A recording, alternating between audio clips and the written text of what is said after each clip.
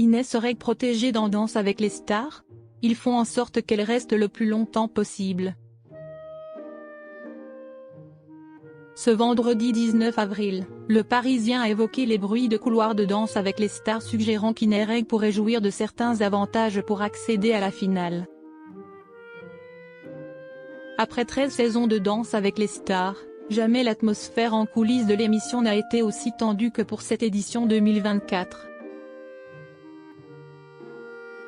Notamment en raison des frictions notoires entre Inès Oreg et Natacha Saint-Pierre.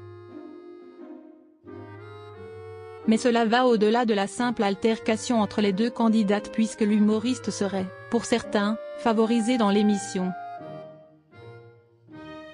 Comme le révèle le Parisien, ce vendredi 19 avril, jour de la demi-finale, la jeune femme de 31 ans bénéficierait peut-être d'un traitement de faveur grâce au choix de danse qu'elle doit réaliser sur le parquet. Un membre proche de la production de Danse avec les stars a assuré que cette dernière fait en sorte qu'elle reste le plus longtemps possible, car elle est aussi la nouvelle jurée de Masked Singer, qui sera diffusée sur TF1 à partir du 3 mai prochain. Cette source a également indiqué qu'on lui donne des contemporains moins compliqués à faire que des danses de salon. Les supernotes tombent pour lui éviter le vote du public. C'est un peu, il faut sauver le soldat Inès, ajoute-t-elle dans les colonnes de nos confrères. Rappelons qu'Inès Oreg a réalisé un contemporain le 16 février, suivi d'un Bollywood puis d'une rumba contemporaine.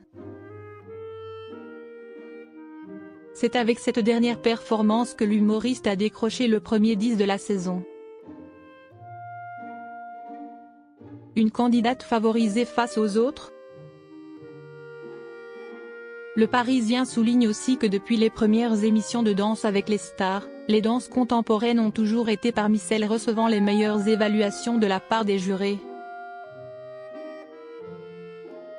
Une personne décrite comme étant une petite main de l'émission ne s'est d'ailleurs pas privée de critiquer cette danse qui, selon elle, demanderait moins d'efforts que les autres. Il suffit de glisser pieds nus sur le parquet et faire des vagues avec les bras pour avoir une bonne note. De son côté, Keona a exprimé sa frustration après avoir reçu des 7 lors du dernier prime alors qu'elle effectuait une samba, qui, comme l'a précisé le chorégraphe Christian Millette, est probablement la plus difficile, la plus technique des danses latines.